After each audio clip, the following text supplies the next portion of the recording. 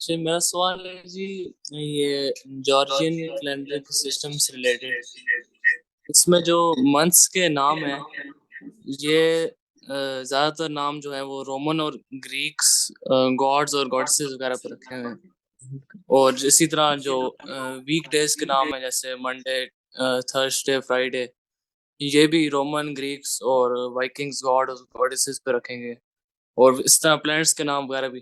تو یہ سارا معاملہ شرک میں آ جاتا ہے، تو یہ مسلم دنیا سے کوئی آواز کیوں نہیں اٹھائی جاتی اس کے خلاف؟ میں کیا آواز اٹھائیں؟ دنیا میں 5,000 سال تک مشرکانہ تہذیبوں کا غلبہ رہا ہے۔ یہ سب انہی کی میراث ہے۔ اب یہ عرف بن چکی ہے۔ اور اسلام کا مزاج یہ ہے کہ جب کوئی چیز تاریخ بن جائے، عرف بن جائے، اور لوگ اس کی خرابی کے ساتھ اس کو استعمال نہ کر رہے ہوں، تو پھر کوئی حرج نہیں ہے۔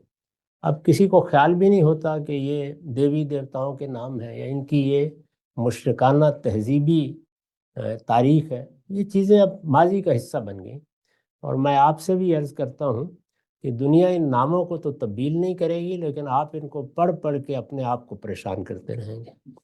تو بہتر ہے ان کو اسی طرح چلنے دیجیے۔ باقی یہ ہے کہ اگر مسلمانوں نے کوئی نام استعمال کرنے ہیں تو وہ انگریزی بولتے ہوئے تو انہی ناموں کو استعمال کریں گے۔